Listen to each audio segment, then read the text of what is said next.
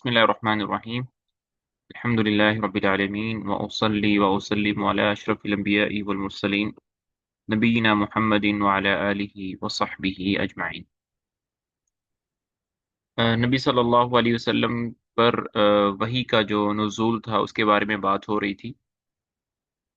तो आज का जो हमारा लेसन है वो थोड़ा सा सीरत से हटकर है, क्योंकि आज के लेसन में हम ये बात करने के लिए जा रहे हैं कि वही क्या होती है, वही किस तरह से नाजिल होती थी नबी सल्लल्लाहु अलैहि वसल्लम पर। तो टॉपिक है वही की अक़साम। अब हम सिलसिला बयान से ज़रा हट कर, यानी रिसालत व नबूवत की हयात मुबारका की तफसीलात शुरू करने से पहले वही की अक़साम का जिक्र करना चाहते हैं, क्योंकि ये रिसालत का मस्दर और दावत की कुमक है। अल्लामा इब्न क़य्यिम रहिमहुल्लाह ने वही के हस्बे ज़ैल मरातिब जिक्र किए हैं। सबसे पहले जो वही की किस्म है वो ये होती थी कि नबी सल्लल्लाहु अलैहि वसल्लम को सच्चे ख्वाब आया करते थे। और नबी सल्लल्लाहु अलैहि वसल्लम हों या बाकी कोई भी नबी हो, अंबिया अलैहिमुस्सलाम के जो ख्वाब होते हैं वो अल्लाह ताला की तरफ से वही होते हैं। तो सबसे पहली किस्म नबी सल्लल्लाहु अलैहि वसल्लम पर सच्चे ख्वाब आना। इसी के बारे में हज़रत आयशा रज़ी अल्लाह ताला अन्हा ने सही बुखारी की एक हदीस के मुताबिक फरमाया, अव्वलु मा बुदिया बिही रसूलुल्लाह सल्लल्लाहु अलैहि वसल्लम अर्रुया अस्सालिहा। नबी सल्लल्लाहु अलैहि वसल्लम पर जब शुरू शुरू में वही का आगाज हुआ तो आपको सच्चे ख्वाब आया करते थे। दूसरी बात, दूसरा तरीका वही का, फरिश्ता आप सल्लल्लाहु अलैहि वसल्लम को दिखलाई दिए बगैर आपके दिल में बात डाल देता था, मतलब दिल के अंदर इल्हाम डाल देता था। मसलन नबी सल्लल्लाहु अलैहि वसल्लम का इरशाद है, इन्ना रूहल कुदुसी नफसा फी रौई अन्नहु लन तमूत नफ्सुन हत्ता तस्तकमिला रिज़्क़हा फत्तकुल्लाह व अजमिलू फित तलब वला यहमिलन्नकुम इस्तिबताउर रिज़्क़ी अला अन तत्लबूहु बिमअसियतिल्लाह फ़इन्नमा इंदल्लाहि ला युनालु इल्ला बिताअतिही। रूहुल कुदुस ने मेरे दिल में ये बात फूंकी। यहाँ पर रूहुल कुदुस से मुराद हज़रत जिब्राईल अलैहिस्सलाम है। उन्होंने मेरे दिल में ये बात फूंकी, यानी मेरे दिल में ये बात डाली, यानी इल्हाम किया कि कोई नफ्स, कोई जान, कोई इंसान मर नहीं सकता यहाँ तक कि अपना रिज्क पूरा पूरा हासिल कर ले। बस अल्लाह से डरो और तलब में अच्छाई इख्तियार करो, और रिज्क की ताख़ीर तुम्हें इस बात पर आमादा ना करे कि तुम उसे अल्लाह की मासियत के ज़रिए तलाश करो, क्योंकि अल्लाह के पास जो कुछ है वो उसकी इताअत के बगैर हासिल नहीं किया जा सकता। तो ये एक एग्जाम्पल है जो अ,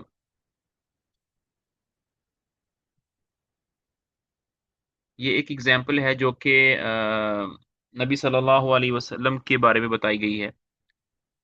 तीसरी किस्म जिसमें वही नाजिल होती थी वो थी कि जिब्राईल अलैहिस्सलाम किसी इंसानी शक्ल इख्तियार करके नबी सल्लल्लाहु अलैहि वसल्लम के पास आते थे, और अक्सर औक़ात हज़रत जिब्राईल अलैहिस्सलाम जिस इंसान की सूरत इख्तियार करते थे वो हज़रत दहिया कल्बी रज़ी अल्लाह ताला अन्हो थे।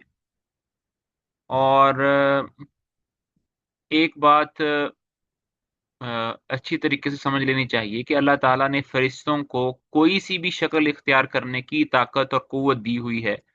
फरिश्ते कोई सी भी ताकत इख्तियार कर सकते हैं, वो शक्ल इख्तियार कर सकते हैं, सॉरी, इंसानी भी कर सकते हैं और किसी जानवर की भी कर सकते हैं, किसी परिंदे की भी कर सकते हैं, किसी की भी शक्ल इख्तियार कर सकते हैं। नबी सल्लल्लाहु अलैहि तीसरी जो किस्म है, नबी सल्लल्लाहु अलैहि वसल्लम के लिए आदमी की शक्ल इख्तियार करके आप सल्लल्लाहु अलैहि वसल्लम को मुखातब करता, फिर जो कुछ वो कहता उसे आप याद कर लेते। इस सूरत में कभी कभी सहाबा भी फरिश्ते को देख लेते थे। जैसे आप लोगों ने वो एक हदीस सुनी होगी,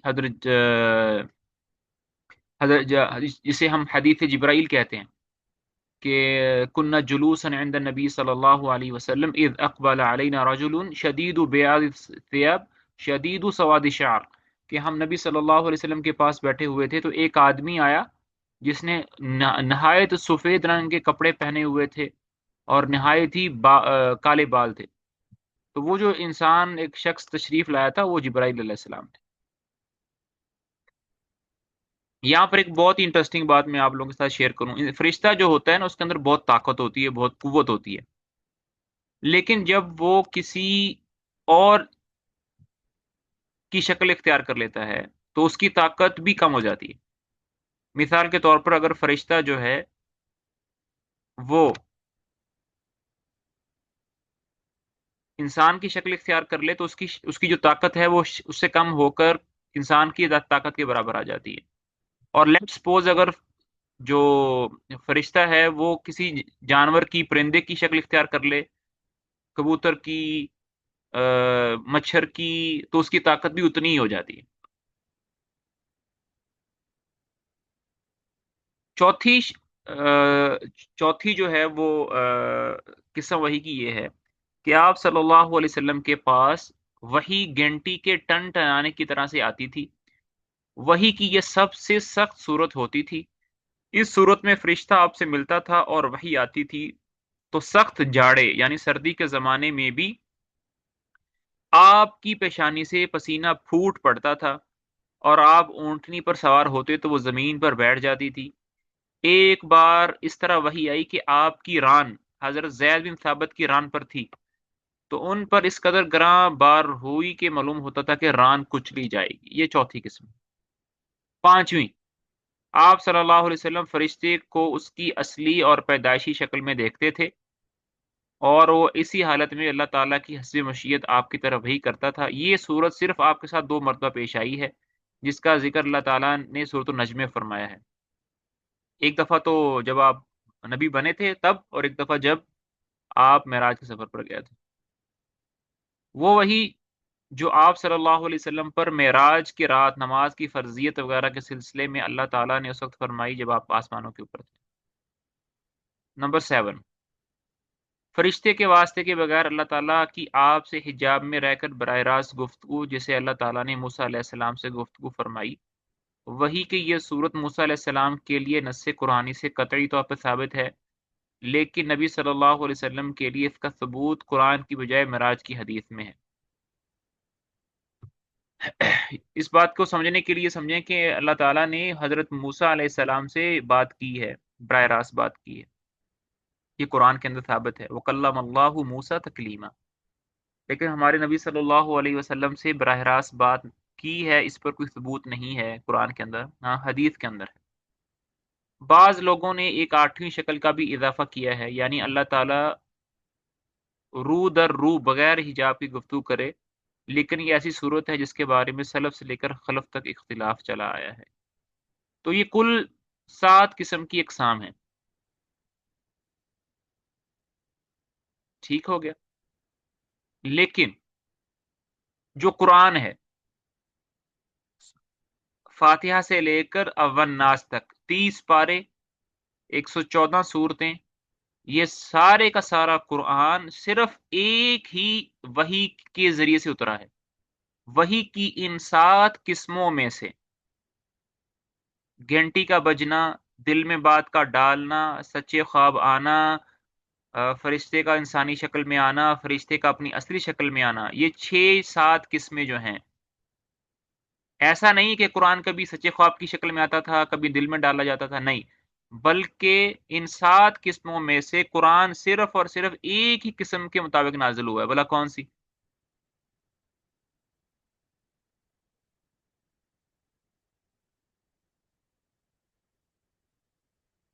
کون سی قسم؟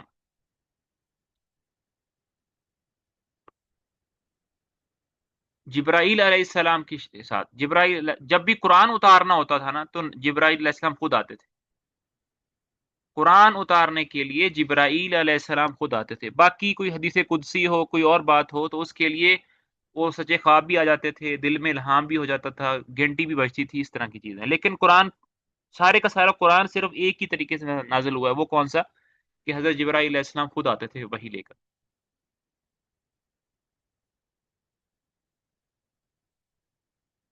اچھا، اب تھوڑا سا ہم پیچھے چلے جاتے ہیں۔ آپ لوگوں نے سنا پیچھے تاریخ کی کتاب میں، سیرت کی کتاب میں، کہ نبی صلی اللہ علیہ وسلم غار حرا کے اندر تھے، आप सल्लल्लाहु अलैहि वसल्लम पर सूरतुल अलक की पहली 5 आयत उतरी। इक़रा बिस्मि रब्बिकल्लज़ी खलक खलकल इंसान मिन अलक इक़रा व रब्बुकल अकरम अल्लज़ी अल्लम बिल कलम। ये आयतें जो हैं नबी सल्लल्लाहु अलैहि वसल्लम पर नाजिल हुई। उसके बाद 6 महीने तक वही नहीं उतरी। उसके बाद दोबारा जब वही आई तो ये वाली आयत उतरी, सूरतुल मुद्दस्सिर की इब्तिदाई आयत। या अय्युहल मुद्दस्सिर कुम फअंदिर व रब्बक फकब्बिर व सियाबक फतहिर व रुज्ज फहजुर वला तमनुन तस्तकफिर व लिरब्बिक फस्बिर, यहाँ तक उतरी। जो मैं बताना क्या चाह रहा हूँ, बताना ये चाह रहा हूँ कि जब गारे हिरा में पहली वही उतरी थी तो उसमें हमारे नबी को नबी बनाया गया था, लेकिन अभी तबलीग का हुक्म नहीं आया था। दूसरी वही जब आई, ये वाली या अय्युहल मुद्दस्सिर, इसमें नबी सल्लल्लाहु अलैहि वसल्लम को अब तबलीग करने का हुक्म दिया गया है कि आपके पास जो तालीमात आ रही हैं, कुरान आ रहा है, इसको आप जो है दूसरे लोगों तक पहुंचाइए। अच्छा जी, इसको छोड़ देते हैं, थोड़ा सा आगे चलते हैं। अ, अच्छा, मैं थोड़ा सा इसको ट्रांसलेशन कर देता सर हूँ। एक सवाल जी जी, पूछिए।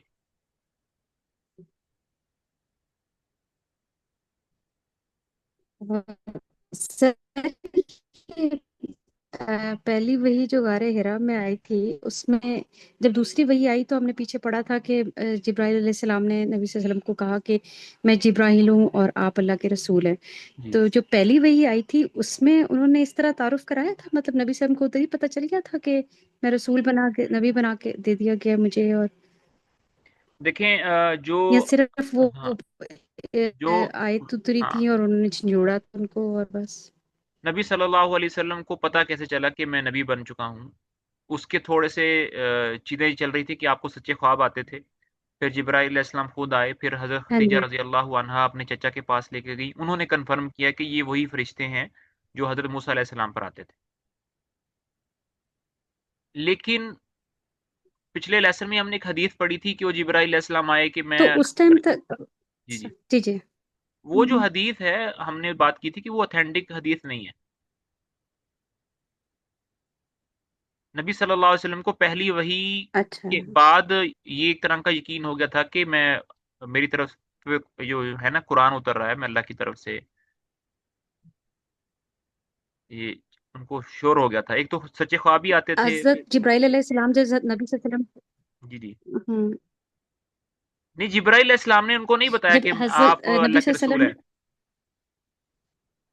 नहीं, हाँ, लेकिन जब वो उनको उनके साथ मतलब उनको अपने साथ मिलाया लगाया तो नबी सल्लल्लाहु अलैहि वसल्लम को ये चीज पता चल गई थी कि मैं एक फरिश्ता आया है और जो मेरे गले लगा है, और ये सिचुएशन उनको समझ आ गई थी सारी नहीं के, नहीं इसलिए नहीं कि नहीं, वो जो बाद में उनकी घबराहट थी कि वो जी जी, घर नहीं, गए और फिर वो, उससे तो लग रहा है कि उनको नहीं समझ आया। उनको समझ में नहीं आया। लेकिन फिर जब वरक़त इब्न नौफल ने उनको बताया कि हम्म। ये वही फरिश्ता है जो हज़रत मूसा अलैहिस्सलाम के पास आता था, वहां फिर हम्म। नबी सल्लल्लाहु अलैहि वसल्लम को थोड़ा सा कंफर्म हो गया कि ठीक है, क्या चल रहा है। मतलब दूसरी वही तक वो थोड़े उसमें रहे ना, इब्हाम में रहे, डाउट में रहे कि वाकई में नबी बना दिया गया या उनको नहीं, कंफर्म हो हम गया ये था। नहीं कह सकते कि वो इब्हाम में रहे, लेकिन ये कह सकते हैं कि उनकी वो परेशानी खत्म होके ना अब हम्म। एक्साइटमेंट में बदल गई थी। अब वो एक्साइटमेंट हम्म। में थे और इसलिए वेट कि कर उन्होंने रहे थे। कहा ना हज़रत खदीजा को, हाँ हाँ, उन्होंने कहा ना कि ये कौम जो है ये मुझे मतलब यहाँ से निकाल देगी, तो इसका मतलब है कि वो उनकी परेशानियां तो यही बता रही हैं कि उनको कुछ कुछ ये चीज समझ भी आ रही है लेकिन कंफर्म नहीं है। नहीं, वो देखें, ये उन्होंने ऐसे ये कहा ना ये कि ये लोग एक मुझे अलग निकाल बात है। देंगे, मतलब। ये जब वरक़त इब्न नौफल ने से कहा कि आपकी कौम आपको हम्म। निकाल देगी, ये उस नबूवत का रिजल्ट है कि हम्म। नबूवत मतलब नबूवत मिलने के बाद आपके साथ होगा क्या। ये नबूवत की कंफर्मेशन नहीं है मतलब ये उस टाइम पे कंफर्म हो गया ना कि हाँ नबी जी जी हैं वो, और वो जी जी जी, नबूवत उनको। बिल्कुल, हाँ, हाँ। बता हम्म। दिया, बिल्कुल कंफर्म हो ठीक गया है। था। तो सूरतुल मुद्दस्सिर की आयत उतरी, या अय्युहल मुद्दस्सिर, مدثر جو ہے وہ نبی صلی اللہ علیہ وسلم کا ایک لقب ہے، چادر اوڑھنے والے. قم فانذر، آپ کھڑے ہو جائیے اور لوگوں کو ڈرائیے. تو یہ جو ایک کمانڈ ہے، یہاں سے تبلیغ شروع ہو رہی ہے. قم فانذر وربک فکبر، اپنے رب کی بڑھائی بیان کیجیے. یہاں پر اللہ تعالیٰ نے نبی صلی اللہ علیہ وسلم کو دعوت دینے کا ایک بہت بڑا اور پیارا اصول بتایا ہے کہ جب بھی آپ دین کی دعوت دینا شروع کریں تو سب سے پہلی بات آپ کی دعوت میں توحید ہونی چاہیے، اللہ کی بڑھائی ہونی چاہیے. ہر وہ دعوت، ہر وہ تبلیغ، ہر وہ اسلام کی دعوت جو کہ توحید پر کھڑی ہوتی ہے، اللہ کی بڑائی سے سٹارٹ ہوتی ہے، اللہ تعالیٰ اس میں برکت ڈالتے ہیں اور وہ پھیلتی پھولتی ہے. اور ہر وہ دعوت جو توحید پر کھڑی نہیں ہے، جو اللہ کی بڑائی سے سٹارٹ نہیں ہوتی، اس میں اللہ کی بڑائی نہیں بیان کی جاتی، اس میں اللہ تعالیٰ برکت نہیں ڈالتی، وہ ایک دن ختم ہو جاتی ہے. تو اس لیے جب بھی ہم دعوت دیں اور تو اس میں ہمارا بیسک پرنسپل اور رول یہ ہونا چاہیے کہ ہم اللہ تعالیٰ کی بڑائی کو بیان کریں. وَرَبَّكَ فَكَبِّرْ وَثِيَابَكَ فَطَهِّرْ، اور اپنے کپڑوں کو صاف ستھرا رکھیے. یہ بھی ایک بہت بڑا پیارا رول ہے کہ دعوت دینے والا جو ہے وہ بالکل وہ ظاہری اور باطنی دونوں طرح کی گندگیوں سے پاک ہونا چاہیے. نہ اس کے ظاہری طور پر کوئی نجاست ہونی چاہیے، اور نہ ہی دل کے اندر کوئی کسی قسم کی حسد، کینہ، بغض ہونا چاہیے. وَالرُّجْزَ فَاهْجُرْ، اور جو لوگوں کے گندے عقائد ہیں اے نبی جی وہ آپ چھوڑ دیجئے. وَلَا تَمْنُن تَسْتَكْثِرْ، اور لوگوں کو اس وجہ سے لوگوں پر احسان مت کیجئے کہ لوگ بھی آپ پر احسان کریں گے. بعض اوقات اللہ تعالیٰ معاف فرمائے، ہم لوگوں پر اس لیے احسان کرتے ہیں کہ ہمارے دل میں یہ نیت ہوتی ہے کہ کل کو یہ بھی ہم پر احسان کرے گا. جیسے آج کل ہماری شادی بیاہوں کی محفلوں پر استغفر اللہ ایک ٹرینڈ بن گیا ہے کہ ہم کسی کو گفٹ دیتے ہیں تو اس لیے دیتے ہیں کہ بھئی انہوں نے تو بھی تو دیے تھے. شادیوں پہ سلامیاں ڈالتے ہیں، تحفے تحائف دیتے ہیں، تو ہمارے دل میں یہ ہوتی ہے کہ بھئی بعض کا تو کاپی پہ لکھ رہے ہوتے ہیں ولیمے پہ کس نے کتنے دیے تاکہ پھر ہم بھی اتنا ہی دیں. تو اس لیے کسی انسان پر اس نیت کے ساتھ احسان کرنا کہ کل قیامت کے دن کل مجھے بھی یہ اس طرح کرے گا، تو یہ نہیں ہے. والی ربی کا فصبر، اور اپنے رب کے لیے صبر کیجئے. یہ کچھ پہلی اس کی تھی. اچھا جی. اس کے بعد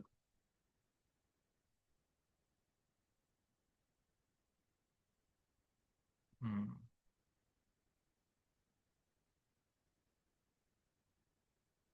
یہ ساری کی ساری یونی کی ایکسپلینیشن ہے.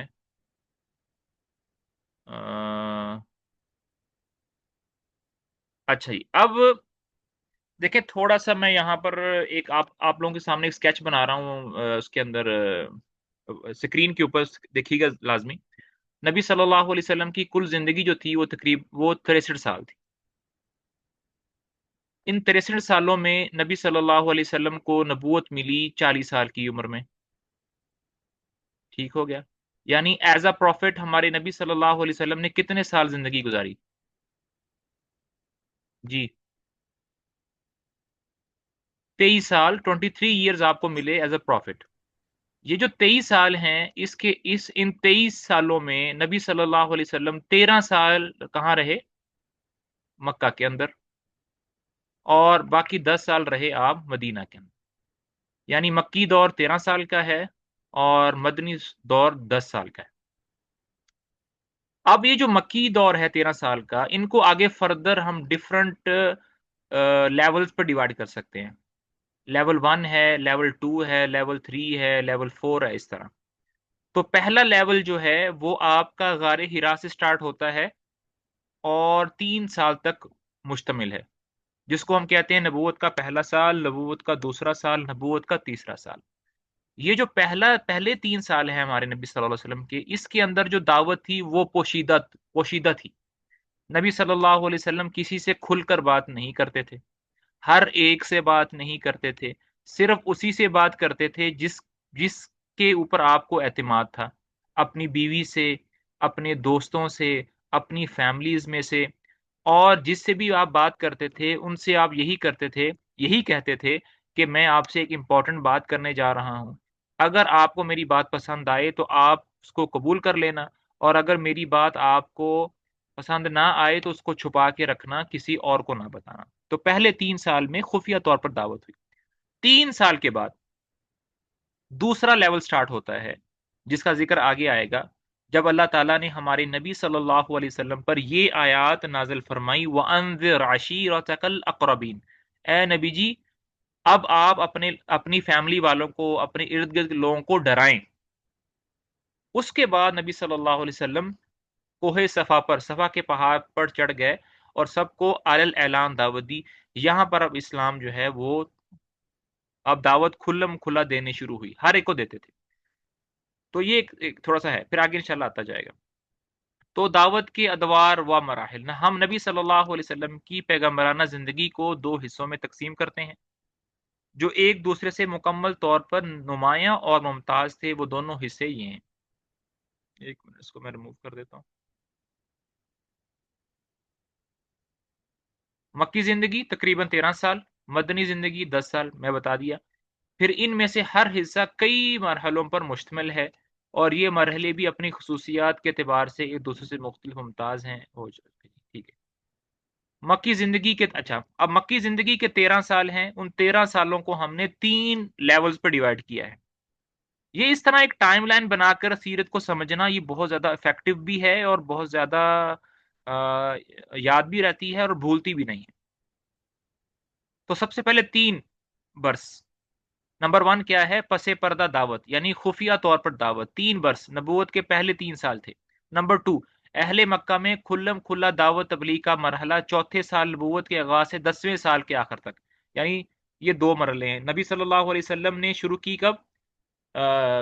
چوتھے سال سے لے کر آخر سال تک۔ نمبر 3 مکہ کے باہر اسلام کی قبولیت اور پھیلاؤ کا مرحلہ، 10ویں سال نبوت سے اواخر ہجرت تک۔ مدنی زندگی کے مراحل کی تفصیل اپنی جگہ انشاءاللہ آگے آئے گی۔ پہلا مرحلہ خفیہ دعوت کے 3 سال۔ یہ معلوم ہے کہ مکہ دین عرب کا مرکز تھا، یہاں کعبہ کے پاسبان بھی تھے اور ان بتوں کے نگہبان بھی جنہیں پورا عرب تقدیس کی نظر سے دیکھتا تھا، اس لیے کسی دور افتادہ مقام کی بنسبت مکہ میں مقصد اصلاحی تک رسائی ذرا زیادہ دشوار تھی۔ یہاں ایسی عزیمت درکار تھی جیسے مصائب و مشکلات کے جھٹکے اپنی جگہ سے نہ ہلا سکے۔ اس کیفیت کے پیش نظر ٹھیک ہو گیا۔ اولین یہ بالکل فطری بات ہے کہ رسول اللہ صلی اللہ علیہ وسلم سب سے پہلے ان لوگوں پر اسلام پیش کرتے تھے جن سے آپ کا سب سے گہرا تعلق تھا، یعنی اپنے گھر کے لوگوں، دوستوں۔ چنانچہ آپ صلی اللہ علیہ وسلم نے سب سے پہلے انہی کو دعوت دی۔ اسی طرح آپ صلی اللہ علیہ وسلم نے ابتدا میں اپنی جان پہچان کے ان لوگوں کو حق کی طرف بلایا جن کے چہروں پر آپ بھلائی کے آثار دیکھ چکے تھے اور یہ جان چکے تھے کہ وہ حق اور خیر کو پسند کرتے ہیں، آپ کے صدق و صلاح سے واقف ہیں۔ پھر آپ نے جنہیں اسلام کی دعوت دی ان میں سے ایک ایسی جماعت نے جسے کبھی بھی رسول اللہ صلی اللہ علیہ وسلم کی عظمت، جلالت نفس اور سچائی پر شبہ نہ گزرا تھا، آپ کی دعوت قبول کر لی۔ تو جن لوگوں نے پہلے اسلام قبول کیا ان کو تاریخ میں سابقین اولین کے وصف سے مشہور ہیں۔ ان میں سے سب سے پہلے آپ صلی اللہ علیہ وسلم کی بیوی، ہماری والدہ ام المومنین حضرت خدیجہ رضی اللہ عنہا بنت خویلد، آپ کے آزاد کردہ غلام حضرت زید بن حارثہ بن شرحبیل کلبی، آپ صلی اللہ علیہ وسلم کے چچیرے بھائی حضرت علی بن ابی طالب جو ابھی آپ کے زیر کفالت بچے تھے، آپ صلی اللہ علیہ وسلم کے یار غار حضرت ابوبکر صدیق رضی اللہ عنہ اجمعین۔ یہ 4 لوگ تھے جنہوں نے سب سے پہلے اسلام قبول کیا۔ یہ سب کے سب پہلے ہی دن مسلمان ہو گئے تھے، مطلب پہلے ہی دن، مطلب یہ نہیں کہ from the very first day, مطلب پہلے دنوں میں انیشلی طور پر۔ اس کے بعد ابو بکر رضی اللہ تعالی عنہ اسلام کی تبلیغ میں سرگرم ہو گئے۔ وہ بڑے ہر دل عزیز، اچھا، جو ابو بکر رضی اللہ تعالیٰ عنہ تھے، اسلام سے پہلے ان کا پاپولرٹی کا گراف مکہ کے اندر بہت زیادہ ہائی تھا، بہت زیادہ کوالٹیز والے، بہت زیادہ مطلب ایک ایسا انسان، ایک ایسے انسان تھے جو کہ ہر ایک کی آئیڈیل تھے، ہر ایک کو پسند تھے۔ آگے میں بھی ان کا قصہ بھی ہے، وہ آگے آئے گا، جس سے ہمیں ان کا کتنے پاپولر تھے مکہ کے اندر شاید پتہ آ جائے، تو نہیں تو پھر میں ذکر کر دوں گا۔ وہ بڑے ہر دل عزیز، نرم خو، پسندیدہ خصال کے حامل، با اخلاق، دریا دل تھے۔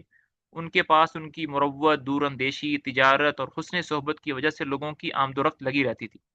چنانچہ انہوں نے اپنے پاس آنے جانے والوں اور اٹھنے بیٹھنے والوں میں سے جس کو قابل اعتماد پایا، اس سے اب اسلام کی دعوت دینا شروع کر دی۔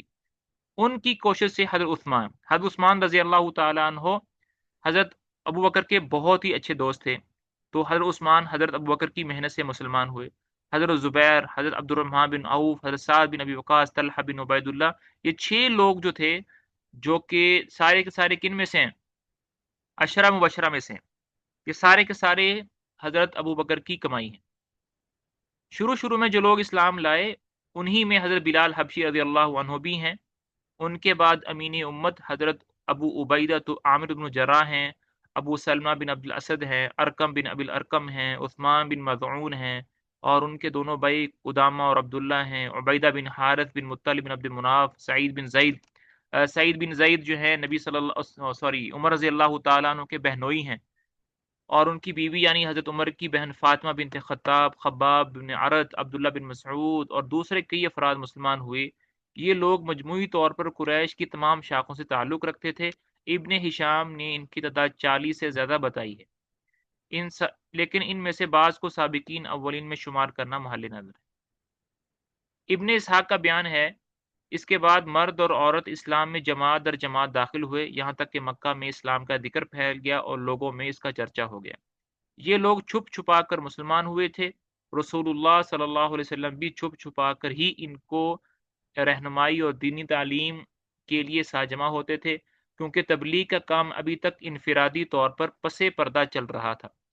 ادھر سورہ مدثر کی ابتدائی آیات کے بعد وحی کی آمد پورے تسلسل اور گرم افطاری کے ساتھ جاری تھی، مطلب آپ ڈیلی بیسس پر جبرائیل علیہ السلام آتے تھے۔ اسی دور میں چھوٹی چھوٹی آیات نازل ہو رہی تھیں۔ ان آیتوں میں کا خاتمہ ان سوری ان آیتوں کا خاتمہ یعنی ان آیتوں کی اینڈنگ، مطلب جو آخری الفاظ ہوتے تھے نا آیتوں کے، یکساں قسم کے بڑے پرکشش الفاظ ہوتے تھے، جیسے رحیمہ، کریمہ، عظیمہ، اس طرح، اور ان میں بڑی سکون بخشش اور جاذب قلب نغمی ہوتی تھی، جو اس پر سکون اور رقت آمیز فضا کی عین مطابق ہوتی تھی۔ پھر ان آیتوں میں تزکیہ نفس کی خوبیاں اور آلائش دنیا میں لت پت ہونے کی برائیاں بیان کی جاتی تھیں۔ جنت جہنم کا نقشہ اس طرح کھینچا جاتا تھا کہ گویا وہ آنکھوں کے سامنے ہے۔ یہ آیتیں اہل ایمان کو اس وقت کے انسانی معاشرے سے بالکل الگ ہی دوسری فضا کی سیر کراتی تھی۔ اوکے جی، چلے جی یہاں تک پڑھیں گے۔ کوئی کوشچن ہے تو پوچھ سکتے ہیں، ورنہ پھر کلاس کو اینڈ کرتے ہیں۔